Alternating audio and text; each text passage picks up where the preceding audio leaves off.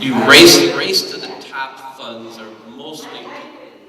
The question is about federal funding for the rest of you that cannot hear. Her question was about federal funding and how it will be handled. Right. Race to the top. There's one grant that was granted to Virginia that didn't adopt Common Core, but 99% of all the funding on Race to the Top has gone to states who adopted Common Core. So that's 45 of the 50 states. If you got a waiver, you still get federal funding. I just looked it up the other day in the book. In 2013, Indiana got $1 billion, with the B as in boy, $1 billion from the federal government for our school system in Indiana, K through 12 only. So like Fort Wayne Community Schools gets 10 or 12 million a year from the federal government, Department of Education. East Allen Schools gets $2.4 million, or $2.8 million a year. Eastern gets 400 and some thousand a year. So the federal government gives billions away every year in education. As long as we have our new standards, our college and career readiness, Indiana will still be eligible for the local schools in the state to be able to receive federal funding. But then how much of our tax money goes to the federal government? All of it. Yeah, but I mean, you said $1 billion to get back. But why don't we just keep it? Oh, I'm 100% in favor of that. Hey, if I could do it, I'd snap my finger and do away with the Department of Education tomorrow.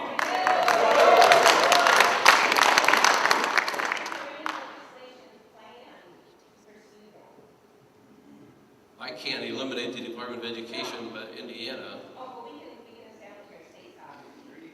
We're trying to establish that state sovereignty. Yeah. It's difficult to do when you get the 50 senators and the 100 representatives down there. To get a majority of them to think alike on these things is very difficult. You know, I've put forward many bills and resolutions that have gotten no hearings to do nullification and all different kinds of things in the 10th Amendment, and you can't get a hearing and nothing happens.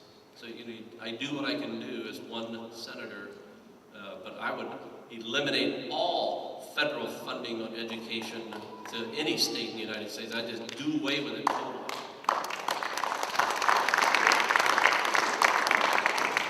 Senator, do we have time for one more question? Okay.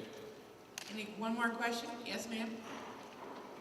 I'll come up here so it's a little bit easier to hear me.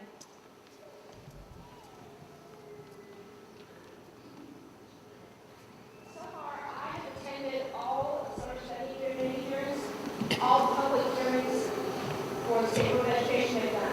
I've been to all the evaluations. Excuse me, ma'am.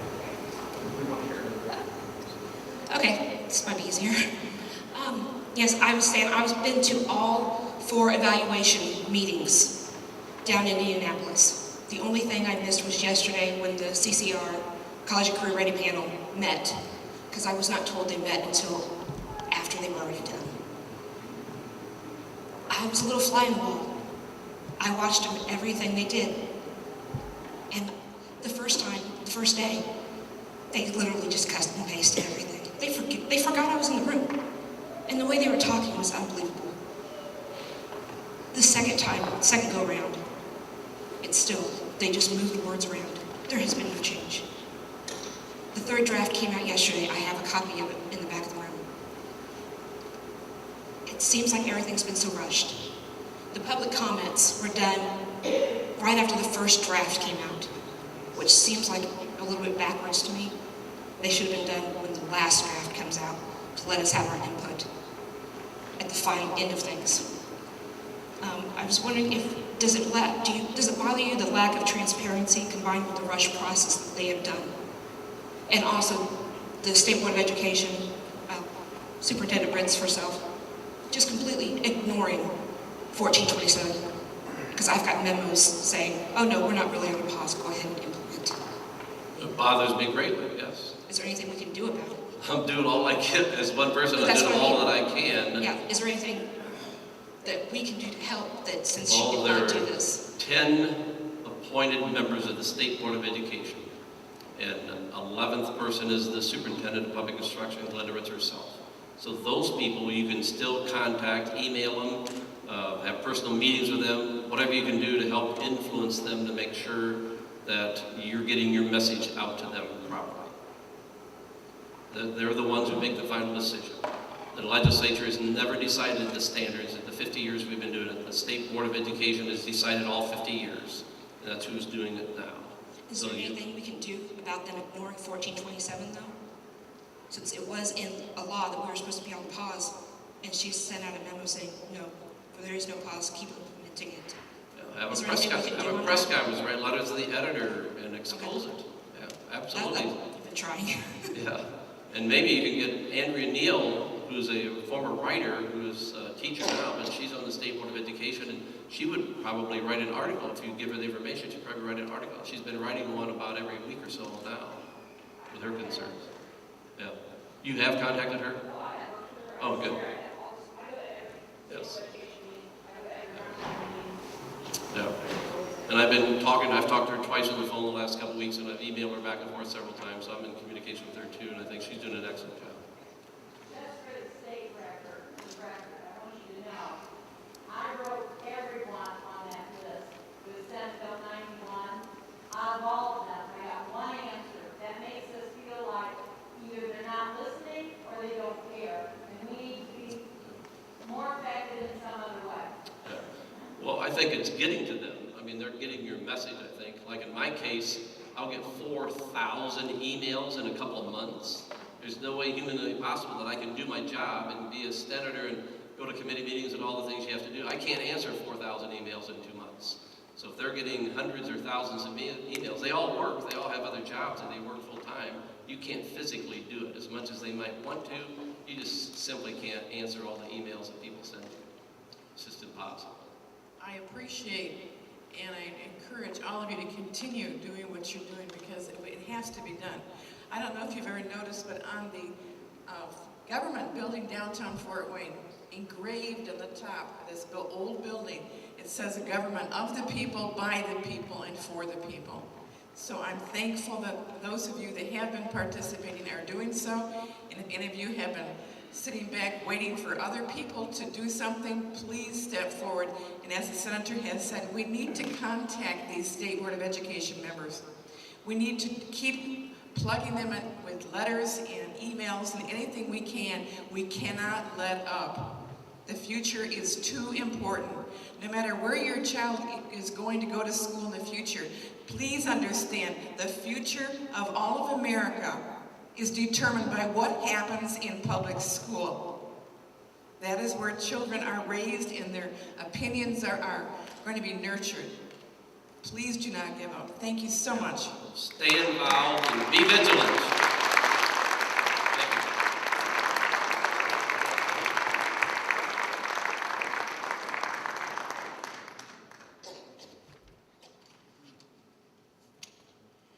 Okay, next on our schedule is Joy Pullman. Joy is many things. She's a very active, intelligent mother, speaker, educator, editor. She has her fingers in a lot of pies, and I have a deep respect for the amount of research that she has done and her energy level and the facts that she shares with all of us. She's a fabulous resource, and I thank you so much, Joy, for being here.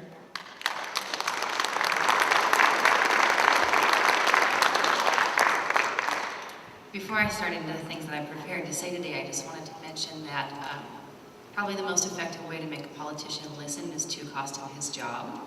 And we have a few opportunities to do that with some of our lawmakers, and I encourage you to take that opportunity because that is probably the most effective way to show folks that you're not a bunch of ragtag crazies who are following them around muttering strange things.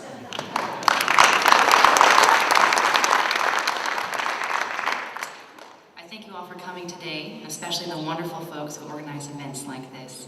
I know everyone has jobs, children, and many obligations. Saturday is the only day that I get to sleep in during the week, and sleep is of great value to me now that I have an infant who is waking me 3 to 6 or even 7 times a night. Last night it was about 5.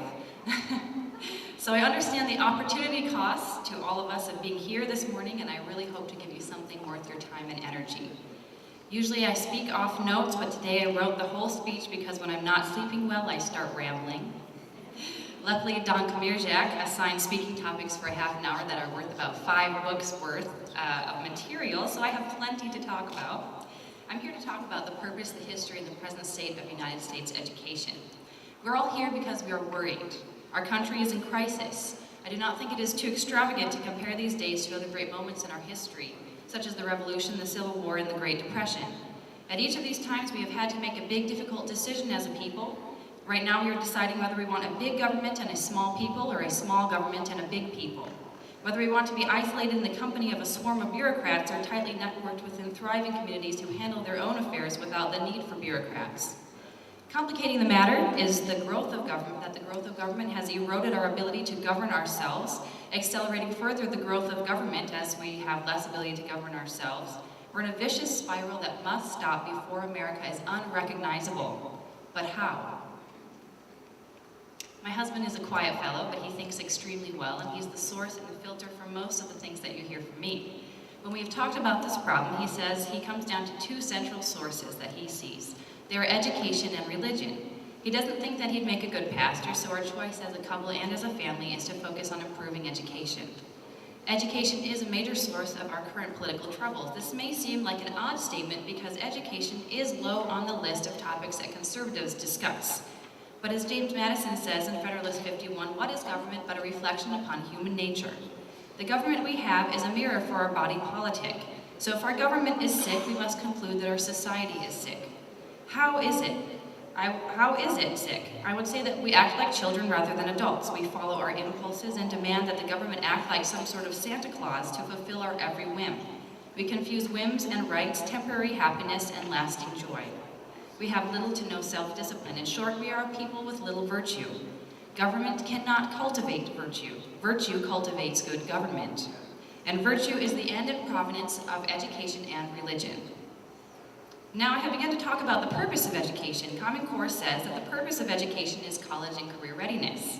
Compare that to what the ancients thought that education and cultivating human beings, it's the cultivation of the human person to know and love what is true, good, and beautiful. One of these seems rich and the other seems poor, does it not?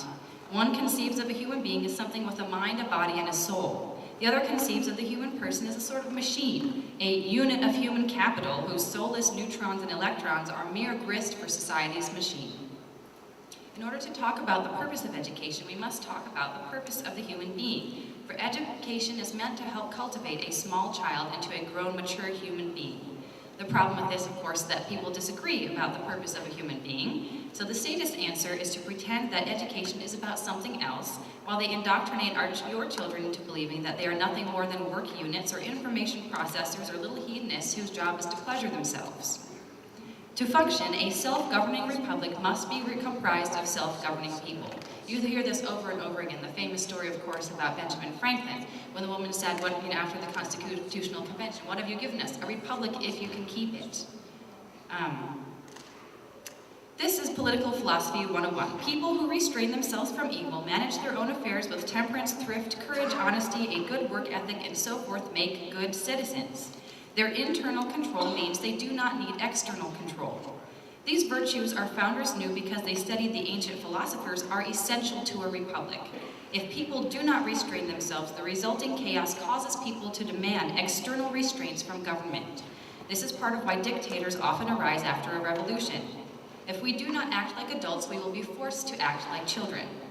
So here we see the connection between education, or bringing children up, and government. Children who remain children even though they can now vote, demand and get a government that bosses them around and restrains everyone's liberties. In short, we in our schools have not been instructing children in the virtues necessary to help them become good citizens, which threatens the very existence of our republic. To secure our liberties, our forefathers instituted governments. The U.S. Constitution, of course, says nothing about education, but reserved it to the jurisdiction of states and communities with the 10th Amendment. Indiana's Constitution established public schools this way. It says knowledge and learning generally diffused throughout a community, being essential to the preservation of a free government, it shall be the duty of the General Assembly to encourage by all suitable means moral, intellectual, scientific, and agricultural improvement, and to provide by law for a general and uniform system of common schools wherein tuition shall be without charge and equally open to all. This is quite plain. It says that Indiana public schools exist to encourage moral and intellectual virtues for the sake of preserving a free government. The purpose of public education is to help perpetuate our system of government which exists to secure our liberties. Public education has a public purpose, and that purpose is citizenship. But the purpose of public education has been utterly perverted into its opposite. Public education now does not produce self-governing citizens who know how and why to guard our liberties. It produces self-absorbed, barely literate people who think that because they have a high school diploma or college degree, they are actually educated, when they have really been cheated out of an education. Their minds and souls are enslaved to their passions, rather than trained to rule their passions so they can be truly happy and free. I know that's a shocking thing to say. Let me back it up. I could prove this point with several books worth of evidence, but I will just call out some of the most recent that I've found. This is from Dr. Anthony Esselin, a literature professor at Providence College in Rhode Island. He recently surveyed some of our best universities, including his alma mater, Princeton, which, by the way, shaped the minds and hearts of our society's leaders, including professors, teachers, politicians, judges, lawyers, people who write education standards, and so forth, to see what these universities were churning out as leaders of our society. Here are a few excerpts of his quick survey, which of course you can find from anyone who with open eyes walks into one of our universities. He says, I was leading a discussion in his class of Marlowe's Dr. Faustus. We had a visitor in class, a young Catholic professor from a secular college in the Midwest who had gotten his doctorate at the University of Wisconsin. I happened to be from Wisconsin. I would avoid that university like the plague. He told me he envied the ease with which I could talk about all kinds of things to these students. Scripture, C.S. Lewis, Augustine, Dante, Milton, and Shakespeare all came up in the course of a discussion. He said he couldn't do that where he teaches now. The students wouldn't understand it, and his fellow professors wouldn't tolerate it. As also an interjection here, I was speaking to a couple of public school students here a few weeks ago, and I won't say in what context because I don't want to embarrass anybody, but I was trying to give an illustration, and no one in the entire room had ever heard of Dante or his famous work, the Inferno, where he's talking about the different levels, of hell and working his way through them. They had never heard of that concept, Dante and Beatrice, nothing. This is like one of the great major works of Western heritage, and these are high school students who at least you would hope would know the name, nothing. Zero in the room. Hand lifted in the entire room. However, I spoke to a bunch of homeschool students yesterday, and every single one of those high school students had heard of the Federalist Papers. So there's hope. Okay, back to Dr. Esselin. So this professor mentioned to Dr. Esselin that he had even submitted for approval a new course on the Bible as literature, arguing that students could never really understand most of English literature without that grounding. True. His colleagues laughed him down. We got to talking, Esselin says, and that's when I saw again what I'm apt to forget because it is far from my daily experience. We are teaching our students things that have vanished elsewhere. He told me that some of his colleagues had objected to a proposed course that would include such writers as Aeschylus and Thucydides because they were obscure. That's like a historian objecting to a course on Napoleon and Tocqueville because nobody's ever heard of them and their names are hard to pronounce. It's like an art professor objecting to a course in, what's his name, that guy from Venice, Titian.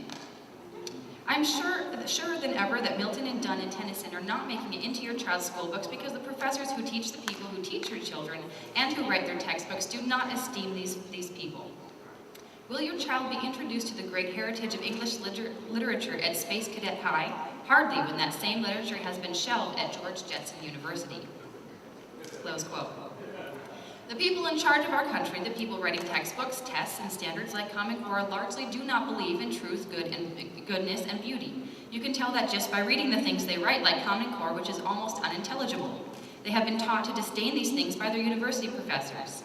As Herod asked Jesus, they say, what is truth? And beauty is in the eye of the beholder. Because there is no solid objective reality about the world to them, truth does not matter, and all that is left is power. And we exert power through our language, using it to push the masses along, herding them into a world where anyone who stands against their visions must be ostracized, made to look like a fool, and shot down. They must be borked, if you will. Truth doesn't matter, power matters. How did this happen? How did we move from a fresh, young country with the most literate populace in the world to a middle-aged, demoralized country that spends its free time watching reality TV and can't even name Supreme Court justices, let alone freedom secured by our Bill of Rights and why they are important? Now we're getting into the history portion of my speech, and I have to read Don's title for it because I think it's very catchy. History Highlights, from the Founders to Dewey to Duncan.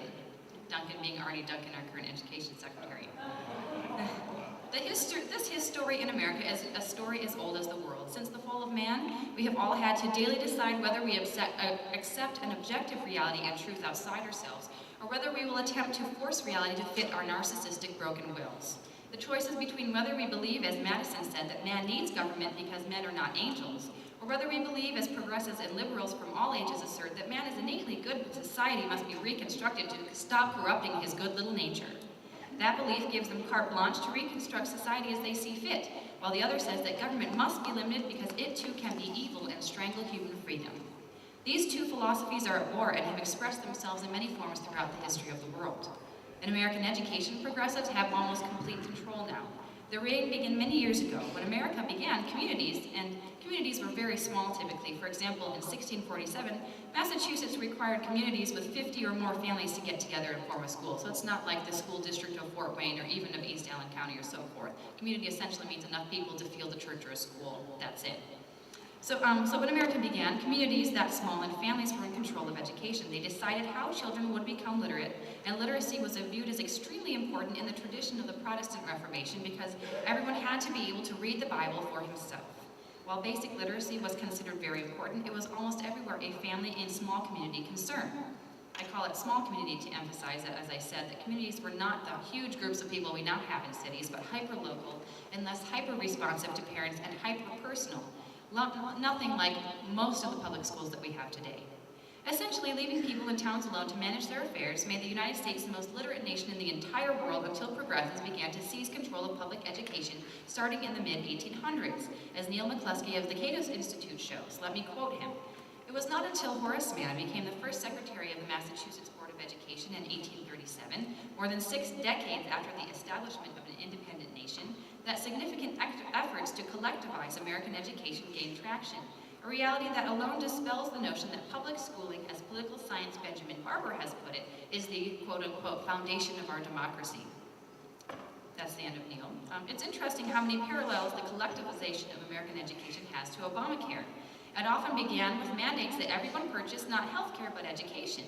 Horace Mann, the earliest Secretary of Education in Massachusetts, began pushing there and nationally for compulsory attendance laws. The first was enacted in 1852 in Massachusetts, and it was not until 1918 that every state had passed such a law. In other words, state constitutions provided for education to be available to all children without requiring them to take advantage of the education available. Research now, by the way, shows that these laws do not increase school attendance. Typically, if a kid really doesn't want to go to school, he doesn't, law or no law. They're more often used to bully homeschooled kids. Typically, those in the 19th century interested in expanding the government school system were progressives for obvious reasons. They saw it as a way to remake society, and I've read a number of books about American education history, and it's just flat out in all of the writings. It continues to say that. We want to remake society, schools are the way to do it. And it is the way to remake society. If you get children away from their parents, you can retrain them. They are moldable, especially at the youngest ages. At the turn of the century, schools of education began to form inside universities just as education quote-unquote experts were trying to push public schools into places not run by local families and communities, but run by, guess who, themselves, these outside experts. The outside experts need training, of course, in the quote-unquote scientific methods by which to run schools, in contrast with having them run by the ignorant citizens out there in the towns, like you and me. Those of you familiar with progressivism are familiar with this as one of its central ideals, creating a centralized state run by central administrators, people they label experts. Of course, Econ 101 disputes this as a good way to run anything because of what is called the information problem. People who are far away from a situation, oddly enough, don't know enough about it to make good decisions about it. But never mind that. This was the turn of the century, the age that gave us Woodrow Wilson and FDR, and we must have central planners running schools. The idea is to liberate us from tradition so we can be ruled by science. You might also recognize this as a communist idea. Now, these education schools establishing within universities were antagonistic to content knowledge, says education historian Diane Ravitch, because math departments, taught math, and science departments taught science and so forth, so education departments wanted something of their own to teach. They called it method. The problem with this, of course, as research over the last 50 years has shown us, and common sense far before that, is that you cannot have style without substance. I know our president likes to pretend you can, but it's not true. In other words, the subject itself itself is the raw material that teachers give children, and the way or method by which they do so has to fit the subject.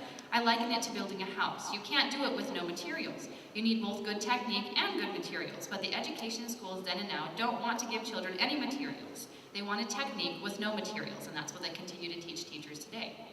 This is one of the prominent ideas of John Dewey and his disciples. The progressive Dewey has had an enormous influence on our education system, much for the worse.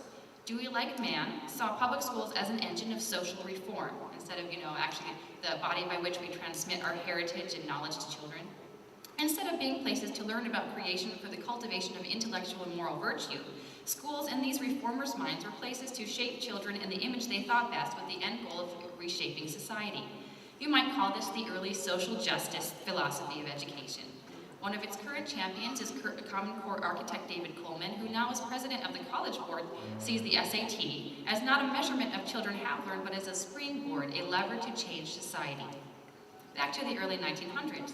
The progressive philosophy, of course, dictates that children are naturally good and society corrupts them. So Dewey and company taught teachers that children should not be instructed in what is true by an authority figure, but left free to discover the world for themselves and construct their own truths about reality.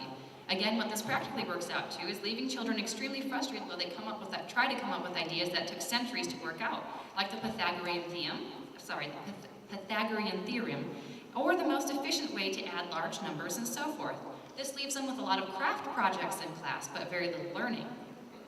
Progressives added other rotten ideas to education, such that actually learning things is oppressive to children and forces upon them the biases of those in power.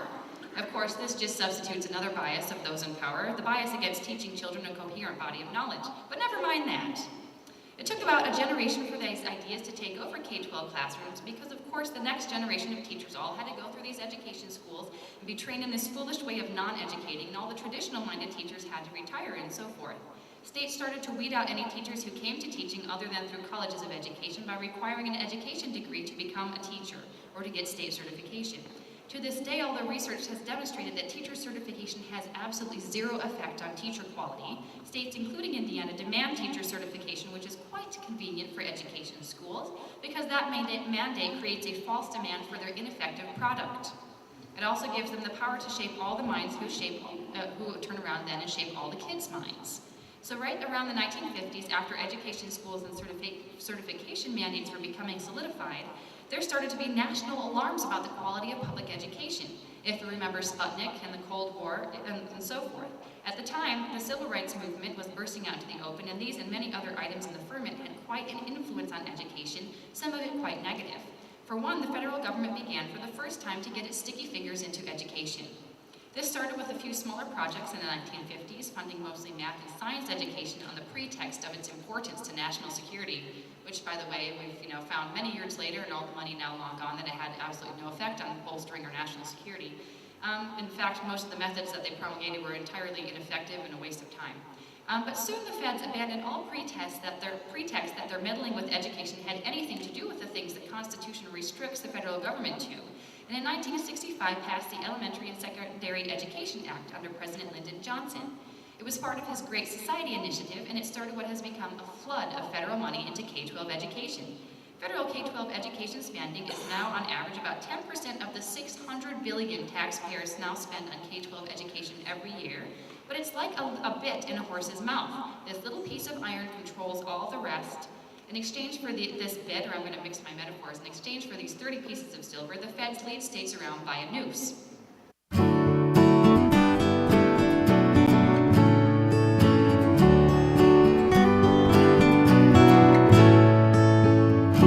Hunkered in the sand, middle of nowhere. The war was raging and he didn't think he'd be spared. He told his buddy, guess this is the